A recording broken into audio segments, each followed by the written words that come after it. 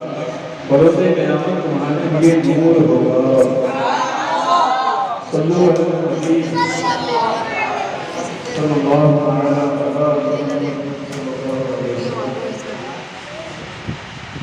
जिसने पैदा किए कितने लालो होगा, जिसने पैदा किए कितने लालो होगा, हाफिज़े दीन मिल्लत पे लाखों सलाम। यकीनन प्यारे इस्लामी भाइयों, आज हम जो उससे हुजूर हाफिज़े मिल्लत मना रहे हैं, आज पूरी दुनिया में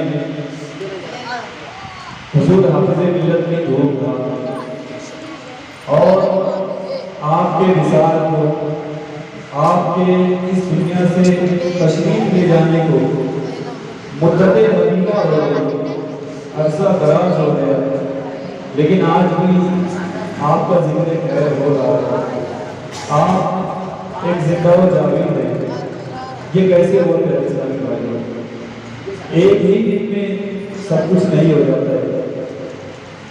ये सब कुर्बानियाँ इसके पीछे होती है, काबिशें इसके पीछे होती है। अगर हम हुजूर हाफिज़े मिल्लत की ज़िंदगी पर गौर करें, आपके तालिबे इल्मी के ज़माने को देखें, आपने जो है तालीम किस तरीके से हासिल की।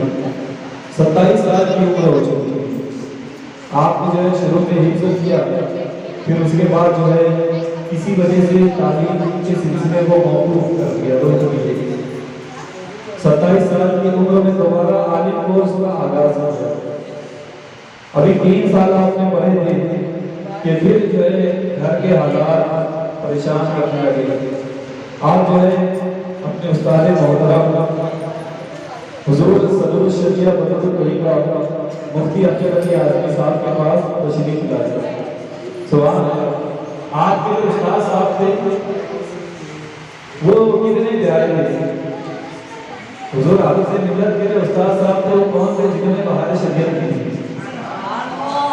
अब उस्ताद इतना बड़ा उल्लामा, तो उसका शागिर्द भी कैसा होना चाहिए, आप अंदाजा कर सकते हैं। तो आप जो है हुजूर सल्लल्लाहु शरीयत के पास आए और फरमाया कि मेरी जो घरेलू हालत है वो मेरा साथ नहीं दे रही है, माशी तौर पे बड़ी परेशानी का आलम है। अब मैं चाहता हूँ कि आप जल्द अज जल्द मैं जितना पढ़ चुका हूँ उतने ही पर बस करूँ, और आप जो है बस आगे की आखिर की जो किताबें होती है, हदीस की जो किताबें होती है, बुखारी शरीफ वगैरह, वो मुझे पढ़ा करके मुझे फारिग करते हैं, ताकि मैं रोजगार को तलाश करूँ और कुछ पैसा कमा करके अपने घर वालों की हिफाजत कर सकूँ। अब जब हुजूर हाफिज़े ने हुजूर सल्लल्लाहु शरीयत ने ये सुना कि हुजूर हाफिज़े मिल्लत ये कह रहे, तो आपने कहा, शफ़क़त से फरमाया, प्यार से फरमाया कि बेटा, ज़मीन जो है या आसमान बन सकती है, पहाड़ ये अपनी जगह से हिल सकता है, लेकिन ऐसा मुमकिन ही नहीं है कि आप जो है आलिम कोर्स की एक भी किताब पढ़ने से रह जाओ। आप जो है पूरी की पूरी किताब पढ़ेंगे। फिर हुजूर सल्लल्लाहु शरीयत ने आपको जो है समझाया, आपने अपने उस्ताद की बात को मान लिया, और उसका नतीजा ये हुआ कि आपने आलिम कोर्स मुकम्मल किए और उसके बाद इतने बड़े आलिम बन करके दुनिया के सामने तशरीफ लाए। तो इससे पता क्या चला कि बस औक़ात ऐसा होता है कि कई तलबा असातिज़ा के पास आते हैं और कहते हैं कि मेरा ये प्रॉब्लम है, मुझे अब ये नहीं करना है, मुझे नहीं पढ़ना है, मेरी ये परेशानी है, मैं मज़ीद आगे नहीं बढ़ सकता हूँ, और ये कह करके जो है वो अपने तालीम के सिलसिले को खत्म कर देते हैं, किसी काम करते हुए लग जाते हैं। तो नहीं, उस वक्त हालांकि असातिज़ा समझाते हैं कि बेटा पढ़ लो, आप ही का फायदा होगा। तो जो तलबा मानते हैं बात को और काम करते हुए नहीं करते, अपने तालीमी सिलसिले को आगे बढ़ाते हैं, तो वो आगे बढ़ करके दुनिया के सामने क्या बन करके आते हैं? हुजूर हाफिज़े मिल्लत बन करके आते हैं। आपने जो है उसमें थोड़ा फिक़ही तहलिया में हुजूर फ़क़ीह मिल्लत मुफ्ती जलालुद्दीन नजवी साहब का भी वाक़या ऐसे ही है कि आपके भी जो है घरेलू हालात बड़े नासाज़गार थे, आप पढ़ नहीं सकते थे, माली तौर पर परेशान थे, آپ نے جو ہے ارادہ کیا کہ جتنا پڑھ لیا اپنے جان پر کام کرتا کرنے کے لیے، یہ بول کر کے جو ہے اپنے ایک ساتھی کے ساتھ ہاتھوں سامان اسٹیشن پہ بھجوا دیا، اور پھر خیال آیا کہ کیوں نہ جاتے آتے جو استاد محترم ہے، آپ کے جو استاد محترم تھے علامہ ارشد القادری صاحب، یہ بھی حضور حافظ ملت کے شاگرد ہیں۔ علامہ ارشد القادری یہ بھی حضور حافظ ملت کے شاگرد ہیں۔ تو حضور فقیہ ملت مفتی جلال الدین امجدی صاحب، جن کی کتابیں آپ پڑھتے ہیں، انوار شریعت، انوار الحدیث، فتاوی فیض الرسول، اور نہ جانے کون کون سی کتابیں ہیں، بر مذہبوں سے رشتے۔ تو یہ سوچے کہ میں جو ہے میرے استاد محترم علامہ ارشد القادری صاحب کو بس اطلاع دے کر کے جلدی سے اسٹیشن پہنچ کر کے میں کام کرنے کے لیے نکلتا ہوں۔ اب جیسے ہی پہنچے تو علامہ ارشد القادری نے دل کی آواز سے انہیں روکا، دل سے جو بات نکلتی ہے اثر رکھتی ہے، پر نہیں طاقت پرواز مدد رکھتی ہے۔ تو آپ نے انہیں علامہ ارشد القادری صاحب نے سمجھایا کہ تم ایسا مت کرو، تم جو ہے اپنے تعلیم کو جاری رکھو، فائدہ ہوگا۔ بہرحال انہوں نے اپنے استاد کی بات کو مانا، اور اس کا فائدہ یہ ہوا کہ آج ہم ان کا نام جلال الدین سے نہیں لیتے بلکہ فقیہ ملت کہتے ہیں۔ تو پیارے اسلامی بھائیوں، یہ ہمارے اسلاف کا ہمارے اسلاف کی جو زندگیاں آپ کو بتائی جاتی ہیں، اس کا مقصد یہ ہوتا ہے کہ جو حالات ان کے ساتھ پیش آئے، اس طریقے کے حالات کبھی کبھی ہمارے ساتھ بھی پیش آتے ہیں، تو ہمیں چاہیے کہ اس وقت تو پریشان نہ ہو، ڈگمگائے نہ، اس وقت تو ہم ان کے حالات کو دیکھیں، ان کی زندگیوں کو دیکھیں کہ آخر ان لوگوں نے کس طریقے سے حالات کا مقابلہ کیا، پریشانیوں کا مقابلہ کیا، اور آج جو ہے اس مقام پر ہے۔ یہ تو حضور حافظ ملت کی زندگی کے بہت سارے پہلو ہیں۔ آپ جو ہے اپنے اساتذہ کرام کا بڑا ادب کیا کرتے تھے۔ یہ ان کی سیرت کے بارے میں ملتا ہے کہ جب یہ اجمیر شریف میں تعلیم حاصل کر رہے تھے، حضور صدر الشریعہ اجمیر شریف میں پڑھاتے تھے، دارالمعینیہ میں، تو حضور حافظ ملت پڑھاتے کبھی جو ہے درسگاہ سے کلاس کے باہر چلے جاتے تو سارے طلبہ کھڑے ہو جاتے، ایسا ہوتا ہے، آپ بھی کھڑے ہو جاتے۔ پھر جب حضور صدر الشریعہ باہر چلے جاتے تو سارے طلبہ بیٹھ جاتے تھے، پھر جب آتے تو پھر کھڑے ہو جاتے۔ لیکن اس عرصے میں بھی حضور حافظ ملت کھڑے رہتے، سارے طلبہ بیٹھ جاتے لیکن حضور حافظ ملت کھڑے رہتے ادب کے طور پہ۔ پھر جب ہم جو ہے حضور صدر الشریعہ آتے تو سارے طلبہ کھڑے ہوتے، پھر بیٹھ جاتے۔ حضور حافظ ملت کے بارے میں جو ہے آپ کی جو زندگی ہے، اس کا ایک بڑا ہی اجاگر پہلو وقت کی پابندی بھی ملتا ہے۔ آپ نے تو یہ سنا ہی ہوگا کہ وقت کی پابندی میں شخصیت کا نکھار ہے۔ کیا ہے؟ ہاں، تو جو ہے یہ امیر اہل سنت کا رسالہ ہے فیضان حافظ ملت، اس میں سے میں چند لائن آپ کو پڑھ کر کے سناتا ہوں۔ حضور حافظ ملت رحمۃ اللہ تعالی علیہ وقت کے انتہائی پابند اور قدرداں تھے، ہر کام اپنے وقت پر کیا کرتے تھے۔ مثلاً مسجد محلہ میں پابندی وقت کے ساتھ باجماعت نماز ادا فرماتے، تدریس کے اوقات میں اپنی ذمہ داری کو بحسن خوبی انجام دیتے، چھٹی کے بعد قیام گاہ پر لوٹتے اور کھانا کھا کر کچھ دیر قیلولہ یعنی دوپہر کے وقت تو کچھ دیر کے لیے آرام ضرور فرماتے۔ قیلولہ کا وقت ہمیشہ یکساں رہتا، چاہے ایک وقت کا مدرسہ ہو یا دونوں وقت کا۔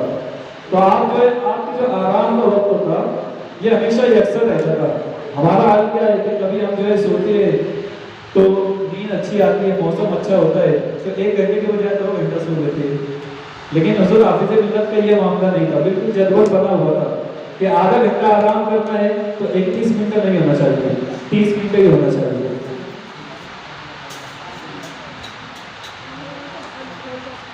ظہر کے مقررہ وقت پر بہرحال اٹھ جاتے اور باجماعت نماز ادا کرنے کے بعد اگر دوسرے وقت کا مدرسہ ہوتا تو مدرسہ تشریف لے جاتے ورنہ کتابوں کا مطالعہ فرماتے یا کسی کتاب سے درس دیتے یا پھر حاجت مندوں کو تعویذ عطا فرماتے۔ شروع میں عصر کی نماز کے بعد سیر و تفریح کے لیے آبادی سے باہر تشریف لے جاتے، مگر اس وقت بھی طلبہ آپ کے ہمراہ ہوتے جو علمی سوالات کرتے، تشفی بھر جواب پاتے۔ اگر کسی کی عیادت کے لیے جانا ہوتا تو اکثر عصر کے بعد ہی جایا کرتے۔ قبرستان سے گزرتے ہوئے اکثر سڑک پر کھڑے ہو کر کے قبروں پر فاتحہ اور ایصال ثواب کرتے۔ مغرب کی نماز کے بعد کھانا کھاتے اور پھر صحت میں چہل قدمی فرماتے۔ عشاء کی نماز کے بعد کتابوں کا مطالعہ کرتے اور ساتھ ہی ساتھ جو مقیم طلبہ ہوتے ان کی دیکھ بھال کرتے۔ عموماً 11 بجے تک کے سو جاتے اور تہجد کے لیے آخر شب میں اٹھتے۔ تہجد پڑھنے کے بعد بھی کچھ دیر کے لیے سو جاتے۔ رات میں چاہے کتنی دیر جاگنا پڑتا، فجر کی نماز کبھی قضا نہیں کرتے۔ تو پہلے اسلامی بھائیوں اس سے کتنی ساری چیزیں ہمیں سیکھنے کو ملی۔ اچھا، حضور حافظ ملت کی زندگی، ان کی سیرت کا ایک نمایاں پہلو یہ بھی ہے کہ آپ کو جو ہے مدرسے سے بہت زیادہ محبت تھی۔ آپ نے مدرسے میں پڑھایا اور پھر اپنی زندگی کے ختم ہونے کے بعد بھی مدرسے کو الوداع نہیں کہا، بلکہ آپ کی جو مزار ہے، آپ کی جو قبر ہے، جو بھی مدرسے ہی میں بنی۔ اب ہم کو غور کرنا چاہیے کہ ہم جو ہے اس کو ایک قید خانہ سمجھتے ہیں کہ کب ہم کو چھٹی ملے اور کب ہم یہاں سے بھاگے۔ تو ہمیں حضور حافظ ملت کی سیرت کو دیکھنا چاہیے اور ہمیں بھی اپنے ذہن بنانا چاہیے کہ ہم بھی جو ہے اپنی پوری زندگی مدرسے ہی میں نکالیں گے۔ ہماری بھی جو قبریں ہیں وہ قبرستان میں بنیں گی، لیکن یہ کہ مدرسے سے محبت بتانا یہ کہ مدرسے سے کتنی آپ کو محبت تھی۔ صلی اللہ علیہ الحبیب صلی اللہ تعالی علی محمد صلی اللہ علیہ وسلم۔ اچھا، اس میں ایک بات میں طلبہ کو جیسے بولتا بھی ہوں کہ ہم سنتے ہیں کہ کوئی فقیہ ملت بنا، کوئی مفتی اعظم بنا، کوئی محدث کبیر بنا، کوئی حافظ ملت بنا، کوئی کیا بنا۔ ان کی زندگیوں پر جب آپ غور کرتے ہیں نا تو یہ گھر کا کھانا کھا کر کے محدث کبیر نہیں بنے، گھر کا کھانا کھا کر کے مفسر اعظم ہند نہیں بنے۔ ان میں اکثریت بلکہ سبھی کی تعداد یہی ہے کہ یہ لوگ مدرسے میں رہے، مدرسے میں انہوں نے اپنے شب و روز کو، رات و دن کو گزارا، مطالعہ کیے، اچھی سے پڑھائی کیے، تب میں جا کر کے اس منزل پر فائز ہوئے۔ تو ہمیں بھی چاہیے کہ اپنے وقت کو زیادہ سے زیادہ مدرسے میں گزارے۔ یہاں رہنے کا یہ فائدہ ہوگا کہ آپ کچھ نہ کچھ بچ جائیں گے۔